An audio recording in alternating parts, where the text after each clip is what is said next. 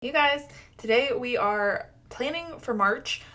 Somehow February went by so fast, but it is the last week of February, so I'm going to go through my Notion account. We're going to update my calendar, my to-do lists, plan for the meals through the 15th, and I'll show you how we're doing that because we kind of set it up differently this month. And then we're also going to do our March budget a little bit because it has changed. But all of it is like coming together. Everything's in one system, which is super nice. Do you guys watch Brooklyn Nine-Nine?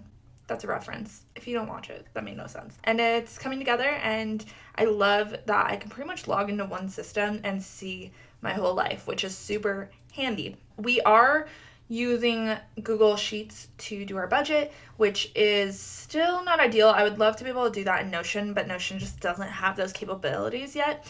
And I know that you can embed a Google Sheet into Notion, but I wouldn't really use that. Like, I'm in Google anyways for work all the time. So, yeah, we're just going to log into that.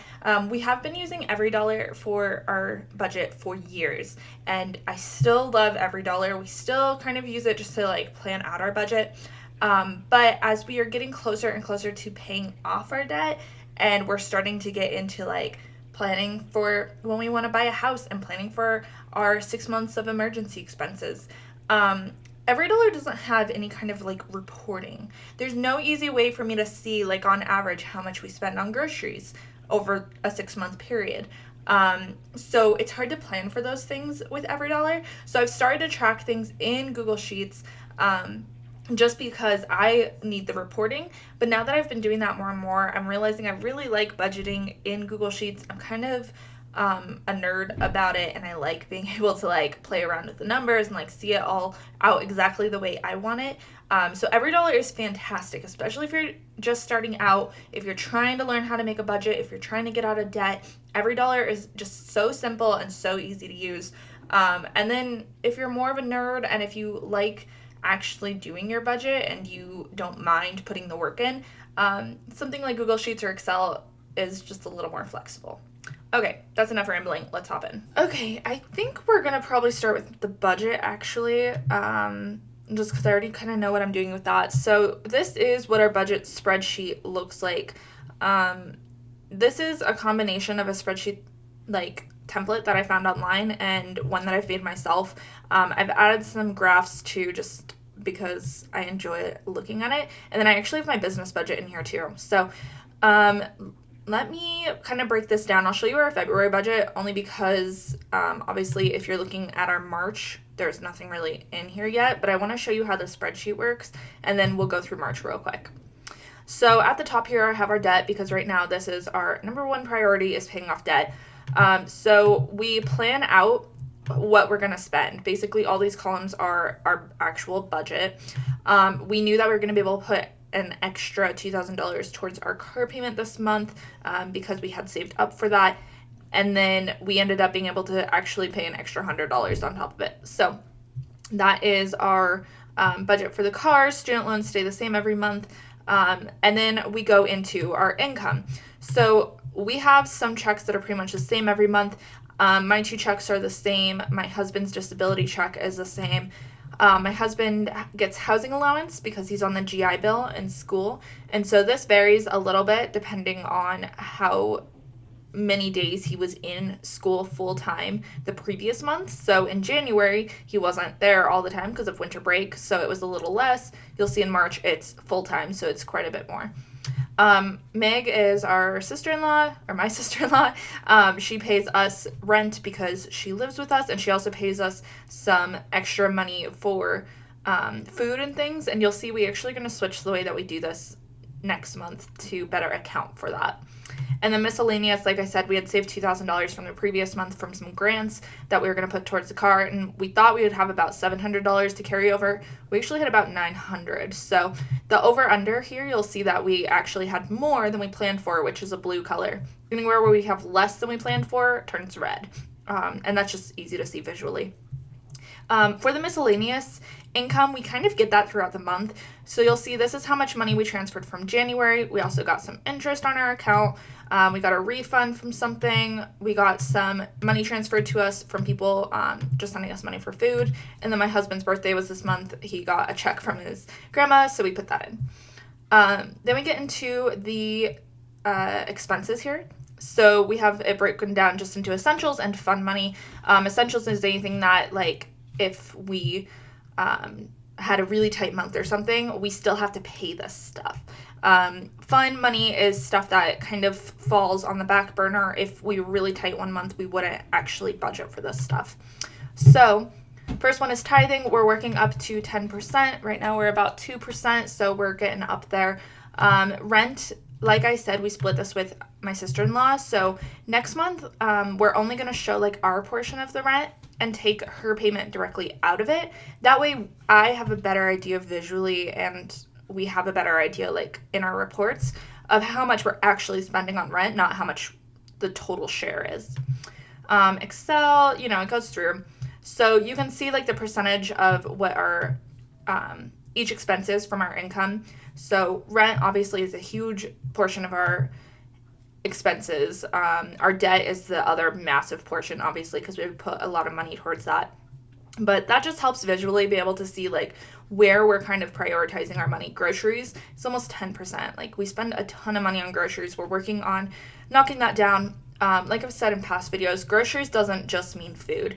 That means household products, that means diapers for baby, that means dog food, cat food, everything. So you can see over here, we bought some mason jars for our pantry. That was included in grocery. Black Rifle coffee. We have a coffee subscription. It's wonderful. I will never ever give that up. So you can see like all of the stuff here. You'll see some of these say CAP. That's our Capital One credit card. We do use a credit card for groceries. That's because we get points back and we are using those for travel and stuff. As I pay it off, I just put a check mark by it. Like, for example, Sam's Club, we just bought stuff from there, so it hasn't processed through, so I haven't been able to make the payment.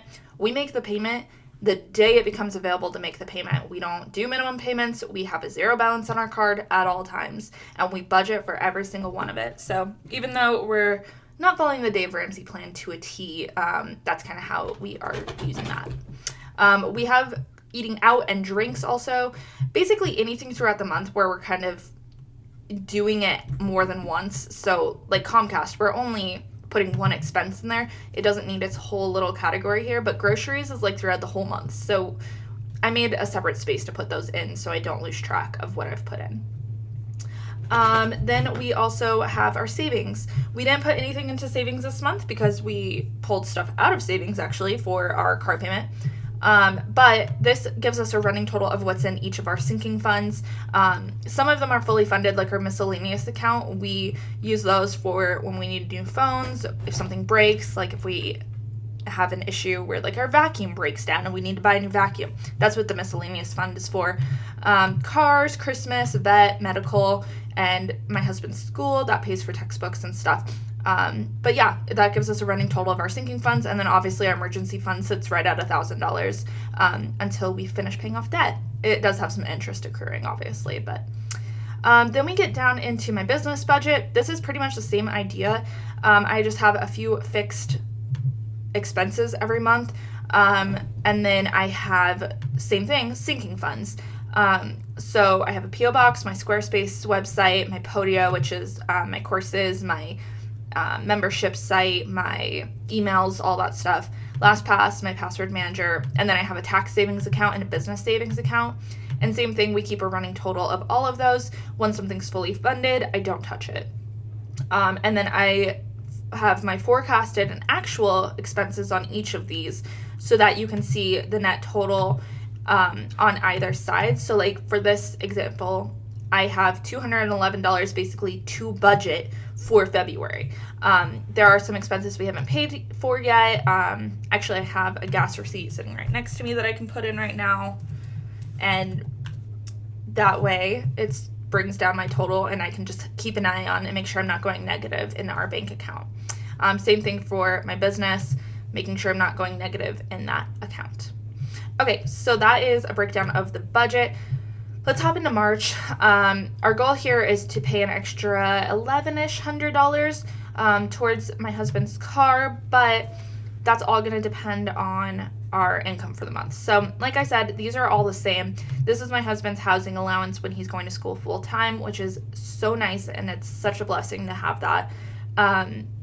Then we go through and we got rid of YouTube TV, actually, because we weren't using it very often. So I just left that line blank because we probably will purchase that again once football season starts up. That's the whole reason we purchased it to begin with, but I just left that line blank for now. Our forecasted expenses adds up all of this stuff. Obviously, there's nothing in miscellaneous, but that kind of changes throughout the month because we do have stuff come up. And then the biggest change you'll see is that I don't have my sister-in-law's payment in here. Instead, we took her estimated payment out of our rent.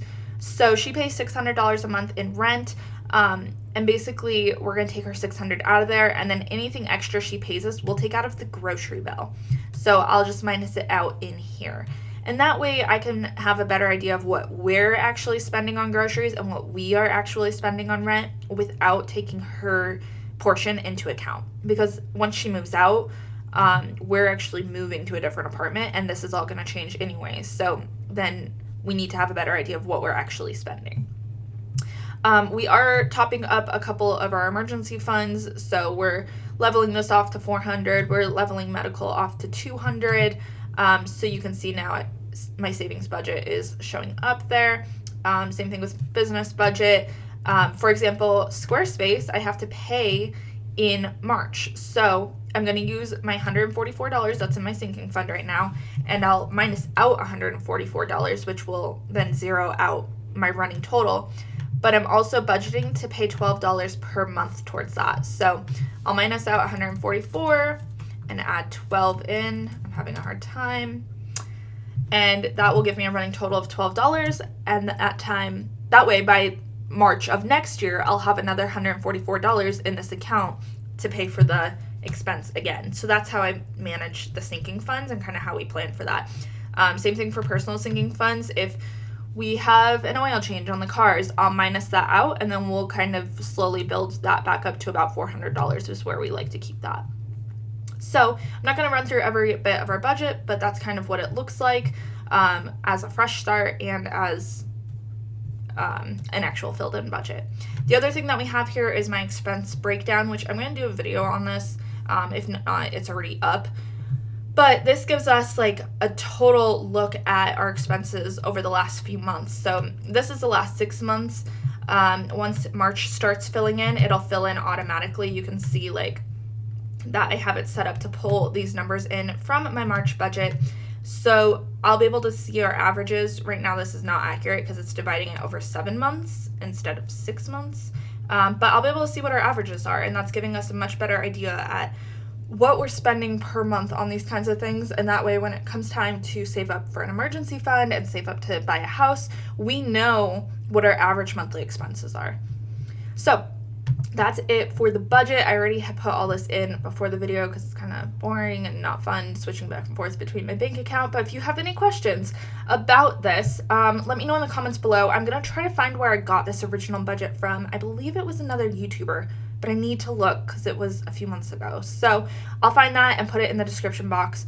But if I don't have it in there and you know whose budget template this is, let me know. This is what the yearly at a glance looks like. I didn't really change this page, so if this looks familiar to you, let me know in the comments. Okay. Then we've got Notion. Man, I love this tool, you guys. I literally cannot get enough of it. Okay, so this is my dashboard. This has changed a little bit from last month from what you've seen. I still have my business workspace and everything, but the hub is like my personal stuff. This is everything that I have, including my planner. And basically, I have been doing most important tasks of the week. I'm filming this right now so I can check it off. But basically, this is where I just kind of get an overall picture of my month.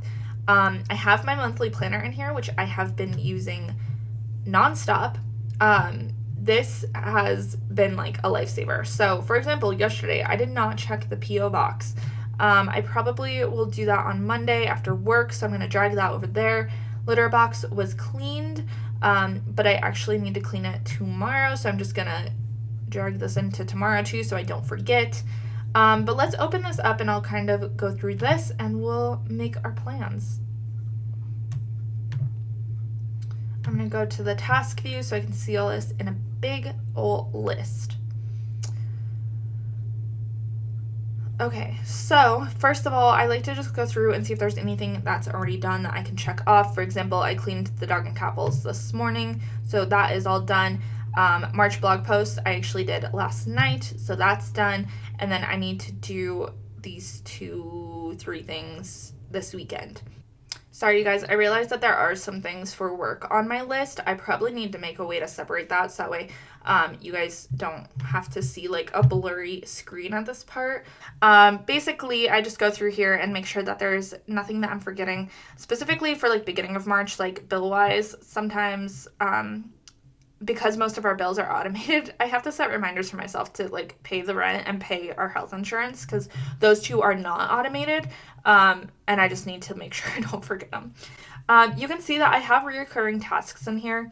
Notion doesn't really allow you to do reoccurring tasks right now. So what I did is just put them in for 2 months. So these tasks go all the way through April.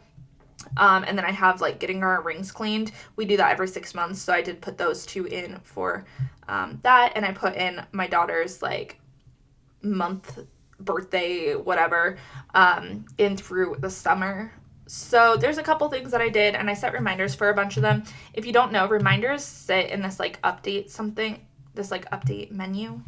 I don't know. It's not ideal yet. They're still working on it. They're still growing. But I'm going to go through this and I'm going to go ahead into my calendar, see if there's any birthdays going on that I need to buy gifts for, and just kind of get an idea here of what my month is going to look like.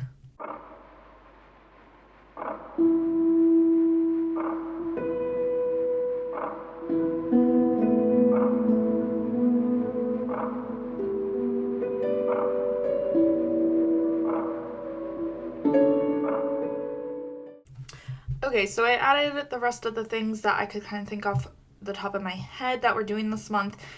You'll notice I just put due dates and then I'll add context and related goals and stuff later. That's just to get things out of my head. I don't need to sit here and like organize for 20 minutes. Most of these things, like I need to ask my boss about taking a Friday off. Like I don't really need to tag that. Like I just need to remember to do it.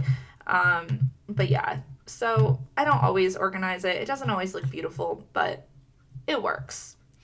Okay, so next thing we're going to do is go into the meal planner. I told you guys that we kind of are changing how we did this. So this still looks the same. Basically, we plan our meals for each day. It's the 22nd. I don't know why I just checked that off. So we need to plan a meal for tonight. We have nothing taken out, and my sister-in-law is going to be back home. So I'm just going to go through here and see what we've got and try to figure out what we're going to do for dinner tonight. So we changed how our shopping list looks.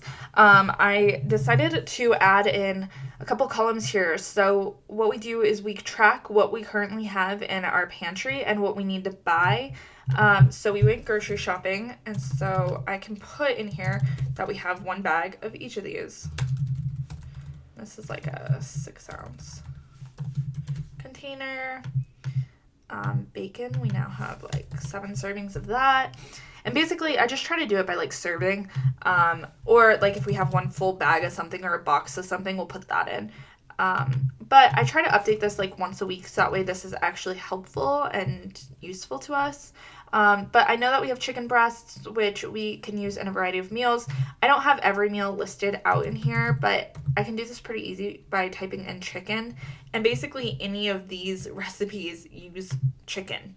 So I know that we can do one of these. So spicy cashew chicken is what's on the meal for tonight.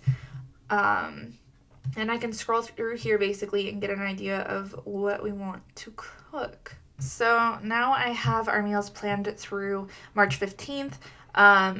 Basically, we get our subscription box with our in it around the 15th of every month. So that just lets us kind of plan for about 30 days worth of food. And then around that time is when we get our next box and we can plan based off of what's in it. We didn't know beforehand, but it's just a little easier once we have it on hand. We know how many like servings we can get out of it. We do try not to plan too much of like pancake nights or like leftover nights because anytime that we're not feeling like cooking, that's what we do. But there are a couple nights, like this is going to be a night that we are out and down with family all morning and day. And so we're probably not going to want to cook that night. So we're just going to do leftovers that night.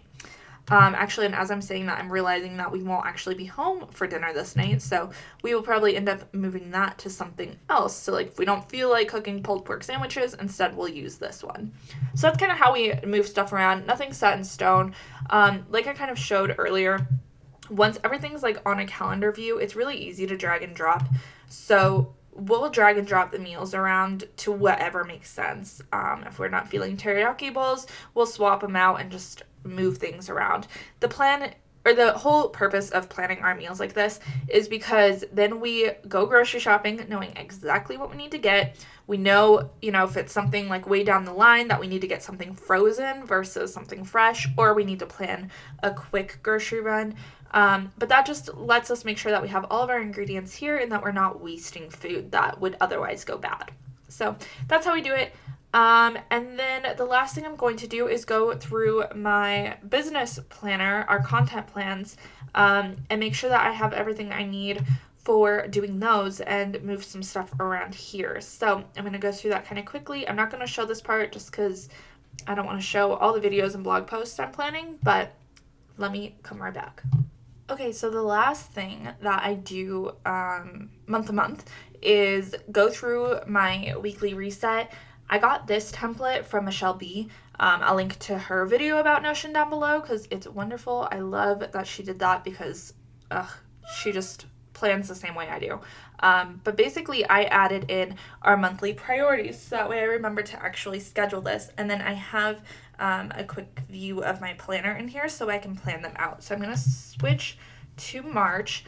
And basically every month we try to schedule these days out.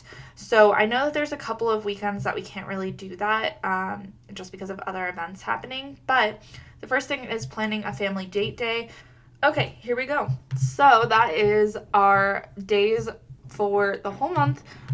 We'll have to talk with our friends about guys and girls night, so I'm going to leave those unchecked until we have a solid day planned. But that is just kind of the last bit that we do. If you guys have any questions about any of this, let me know. That was a lot. But that is how we plan our months. I should mention that even though I do all these videos like by myself, my husband does actually help me plan a lot of this beforehand, especially meals. He goes through and does all of the grocery shopping. He orders all the groceries. So I do want to mention that because there was a comment that was like, does your husband do the meal planning with you or whatever? Yeah, he basically does all the hard part of it. I just plan it out and then he goes and does all the things. So I did want to mention that really quickly, that this isn't just me doing this. And all of this calendar stuff and tasks and everything my husband has full access to, so he sees all of it. He has his own calendar on his phone with his own like school schedule and homework schedule and all that stuff. So that's all separate, but we do like see each other's calendars. We do coordinate together. We planned those family date days like in advance. We know what days we can do stuff. So my cat's trying to get out of the bedroom. That means it's time to wrap it up. Thank you for watching, and I will see you guys in the next plan with me. Have a good one.